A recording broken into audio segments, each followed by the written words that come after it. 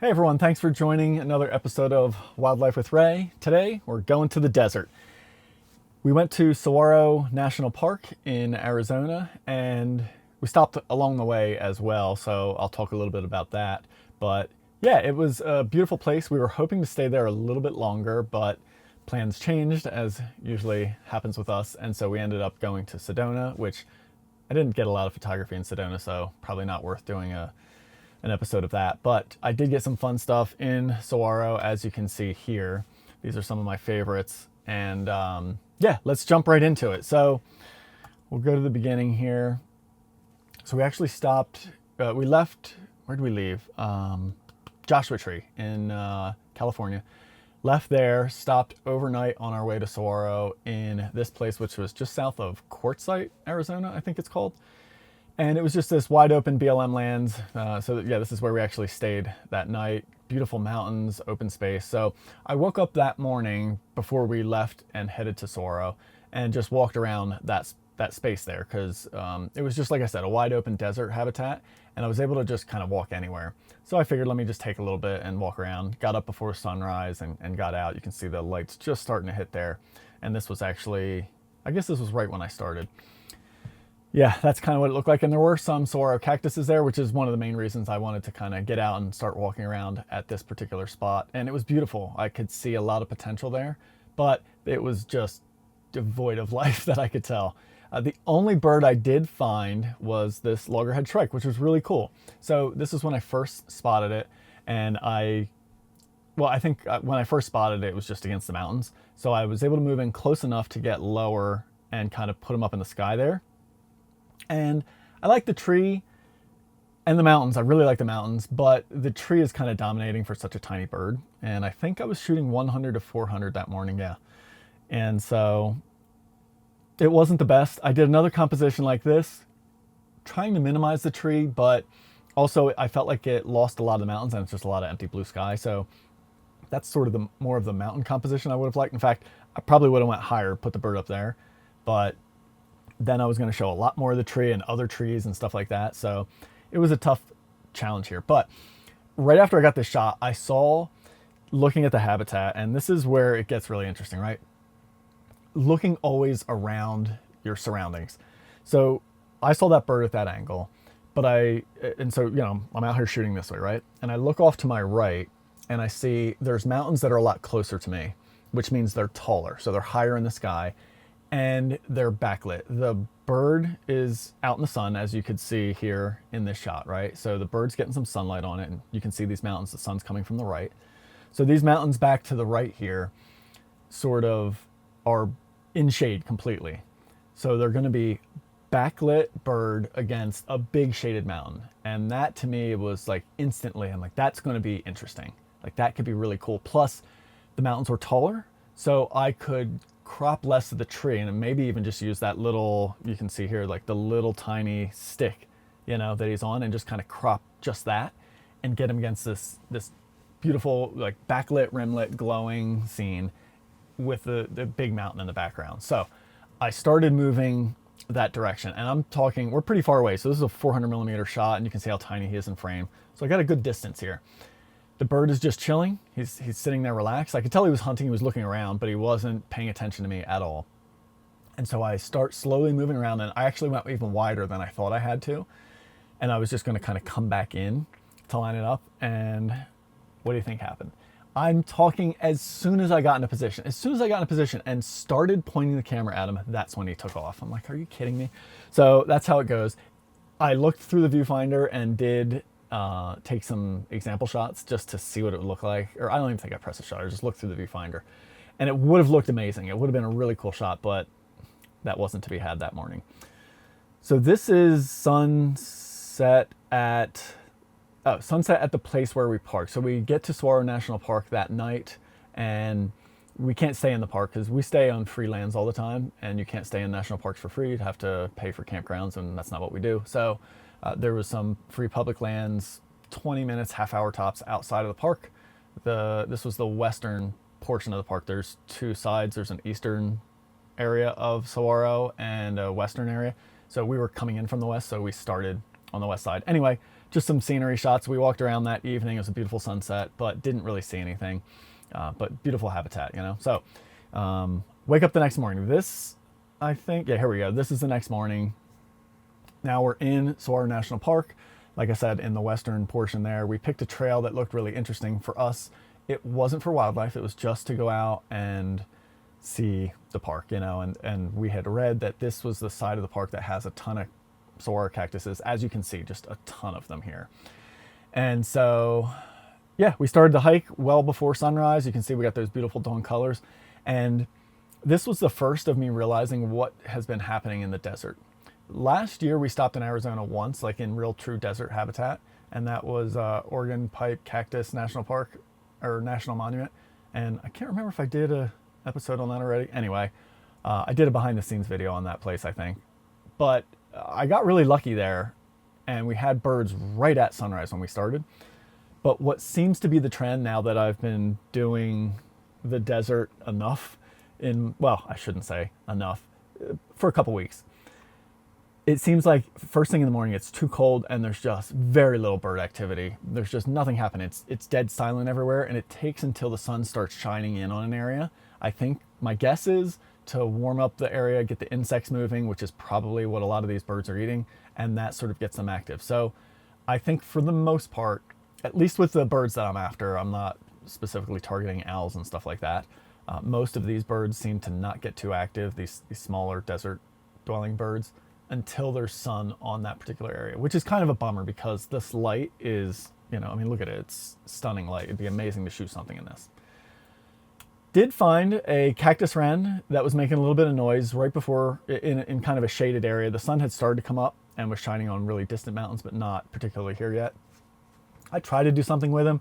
I mean, I love the cactus that he's perched on there. I don't know what that was. And then some of these things out here with some distant soars, but it's kind of, I don't know, it didn't come together that well. It's a little bit of a mess.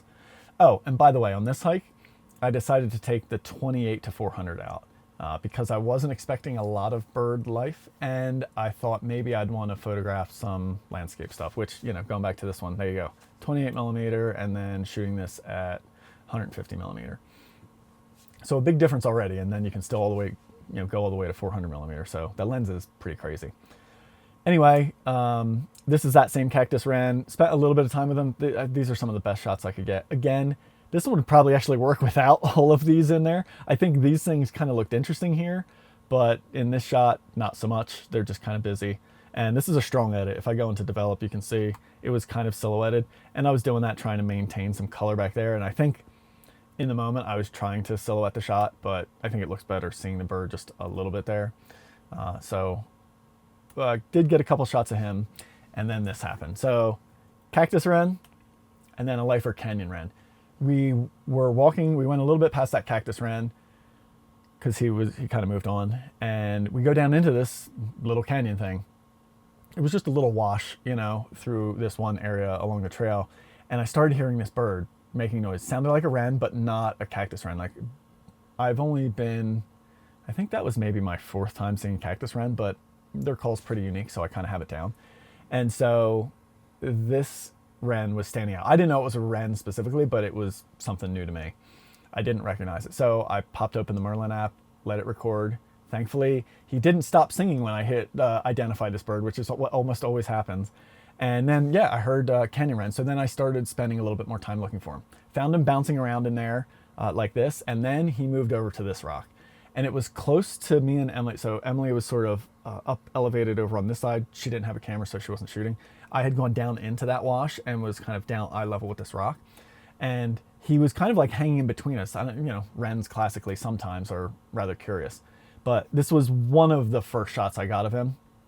One of the first good shots. So I'll leave the settings up here so you can see what I was doing. I started out with aperture priority auto ISO. It's my go-to settings when I'm walking around.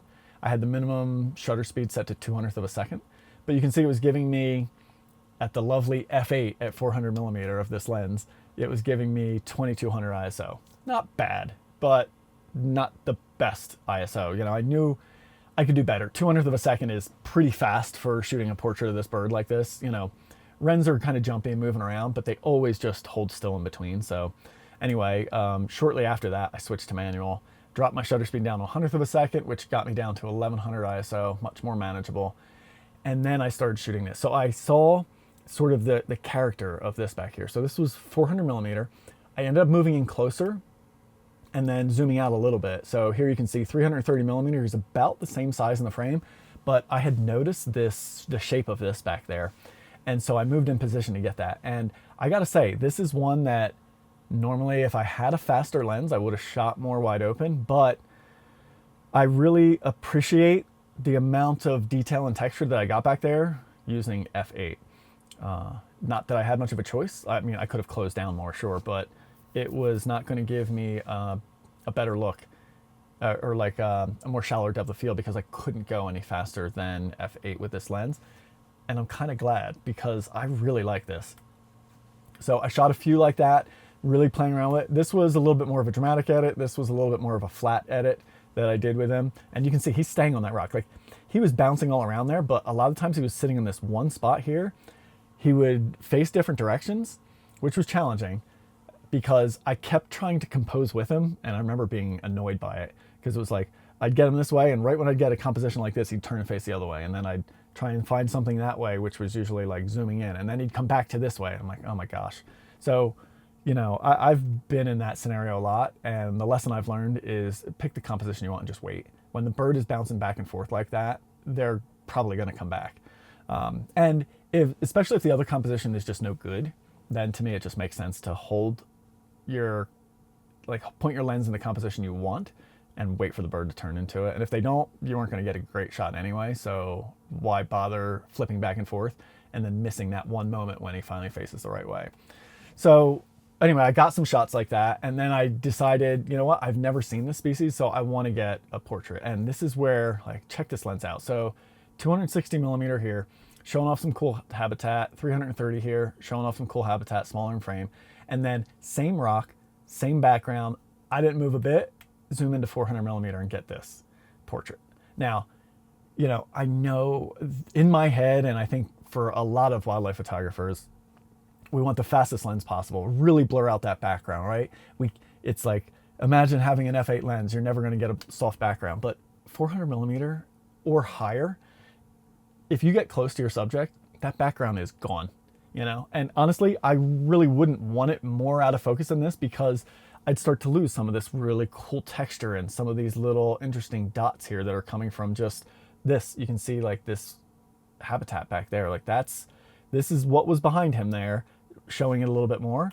And then it looks like that when you go to 400 millimeter. So like incredible with this lens. And here I'll zoom in, like there's 100% zoom on it. You guys are seeing this in 4K if you're looking at it on a big screen. It is tack sharp. Sure, my 400-2.8 at 400 millimeter, there'd probably be a little bit more fine detail in like these areas. But again, honestly, like how much more do we need? Full screen, I probably wouldn't be able to tell the difference.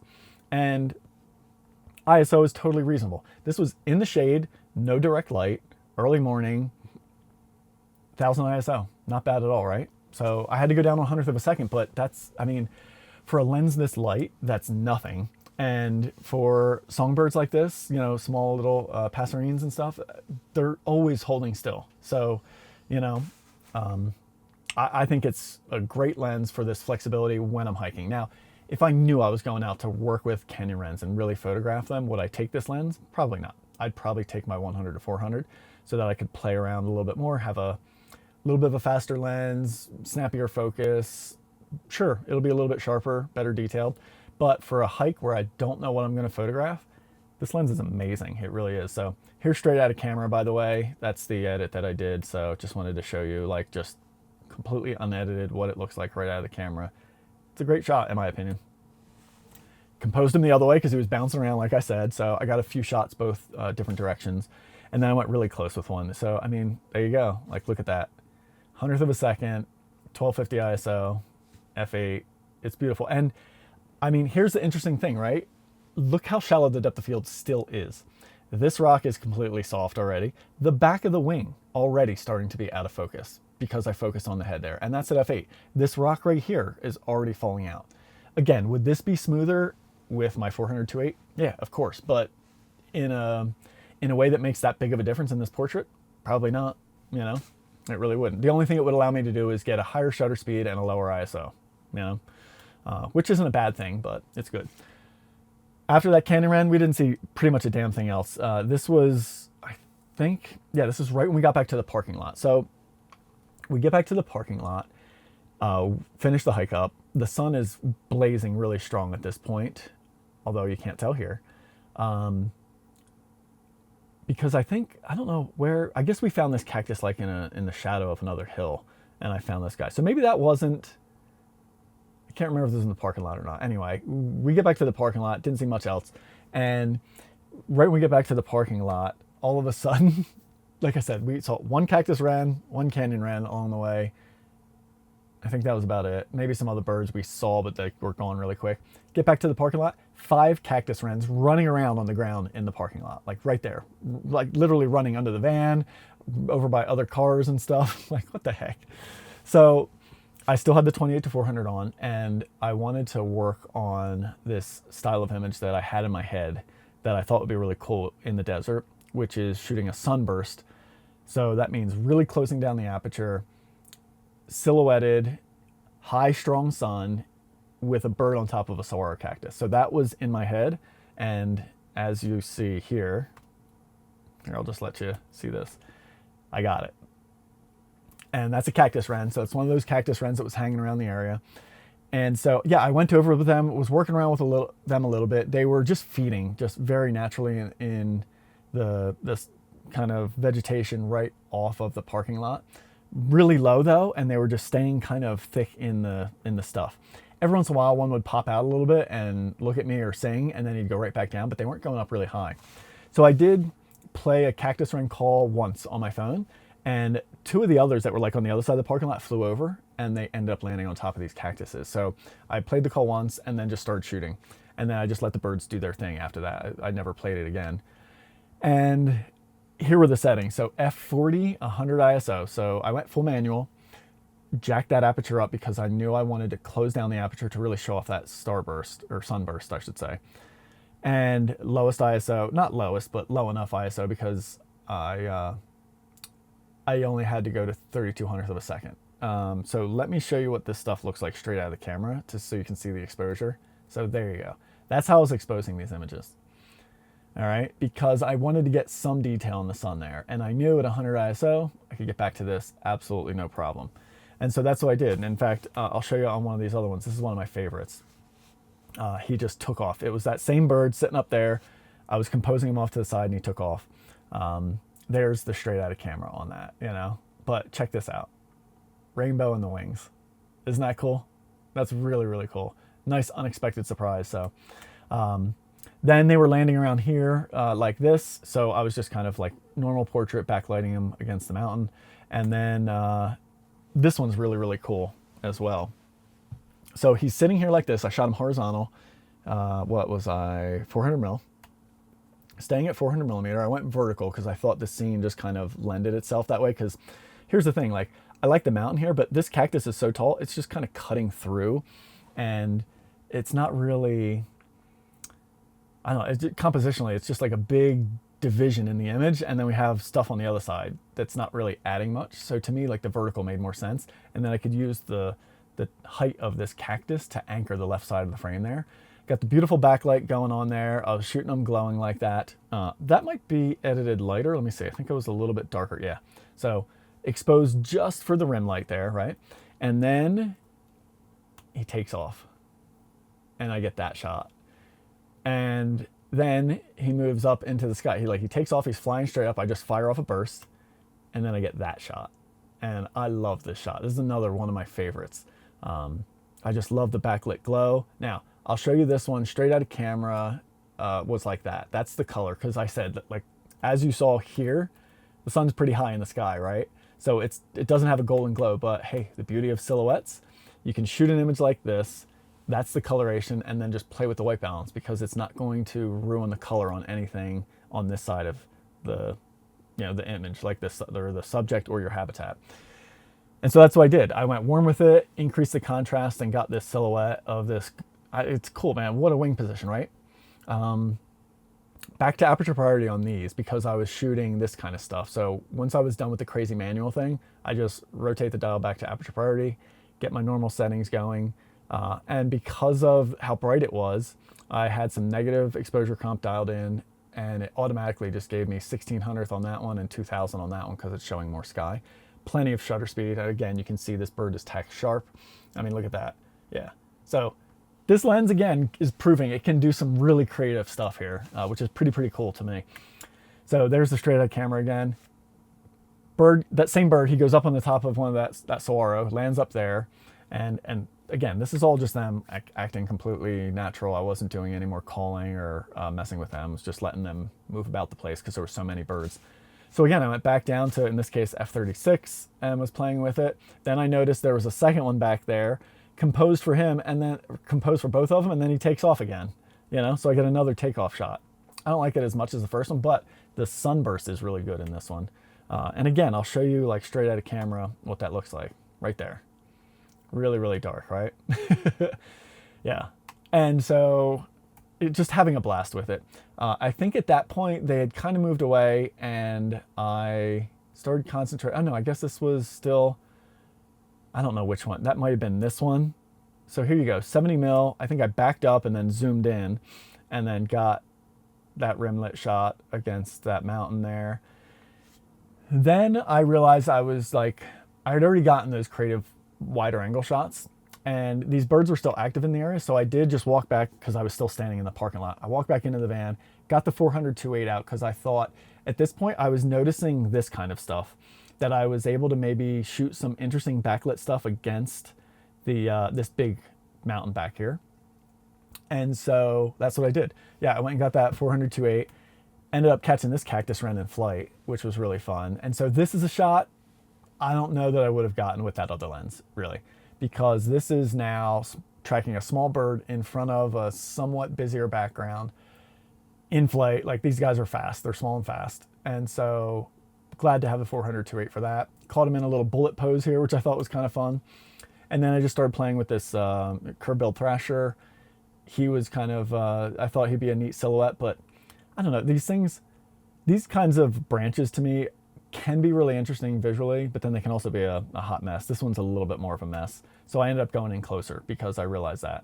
So it's still strong backlight, but there was enough light bouncing off of things. Plus with some editing and post, I was able to lighten up his face a little bit there. Got him against some greenery. Again, this rim light right here, not the nicest, but I do like these thorny perches. Background's clean, no hot spots. So I'm taking these shots. I tried to play with framing on this one and I do like this shot. I just wish it was less harsh, you know, like I hate these hot spots here and here and here. And now we get a much more bigger zoom here too, because you can see I'm shooting the Z9 for this one. So that's why it zooms in quite a bit further with that 40 some odd megapixels, right? Anyway, yeah, it was fun to play with the framing of this. And I think all these spines, they lit up, they backlit nicely. It was just more the back of the bird and the tail getting hit there. So a decent amount of editing to manage that. I started exposing dark because I saw this tail and I knew if I exposed like this for the bird, this tail was going to be completely blown out and I'd never get it back. So I exposed it like this right out of camera to try and tame that and that. Again, knowing that at what ISO was this? 100 ISO? Yeah. Knowing that was going to come back just fine. And it does, again. So if I zoom in here completely and we let that render, you can see how clean that image is. So yeah, fun times with that. All right, so then we left that place in the morning. We left the west side of the park. We drove all the way over to the east side, found this amazing place to park. Let me take a sip here. Beautiful view. And in fact, I think I have, yeah, here we go. This is where we stayed. So this is looking over Tucson there. And then the east side of the Saguaro National Park is here. Ended up never making it into that side of the park because we left the next day, 2 days later maybe, and went to Sedona. But that was our plan. So that's why we were staying there. But anyway, yeah, we got to stay right there. It was an amazing place. And the photo you just saw was taken right here. So this is the next morning, but that night we got there and I just so happened to look outside and see some birds bouncing around the van, and the sky looked like this. So I actually grabbed Emily's camera because she had the 400-4.5 on it, and it was just the most convenient to grab. So I just grabbed that, ran outside, and got this shot of a, I think it's, what the hell towhee is this? California towhee, maybe? I forget. Something like that. One of them towhees. I gotta look them up. But see, this is where I think like these things can be a really cool shape. I do wish the ones in the background weren't in focus there, but you know, they are. So next morning, get up, and I ended up walking up this dirt road. I just walked this dirt road for miles. Didn't find much, but eventually on the way back, after the sun is well up again, same thing. Beautiful light, incredible light all morning, just zero birds, just absolutely nothing. But I did hit this flock of black-throated sparrows on the way back. Sun was harsh though.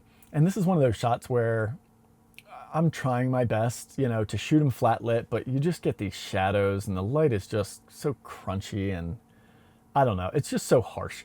Yeah, I guess if the whole thing is lit real flat, even the perches, it can be okay, but I feel like you always end up with shadows somewhere, and it's just, you know, only so much you can do. For this outing, I was specifically going out for birds. This was like a bird photography walk for me, and so I did take the 100-400 for this one because, again, you know, when I'm targeting the birds specifically, I'm going to use that lens just because it's better, you know.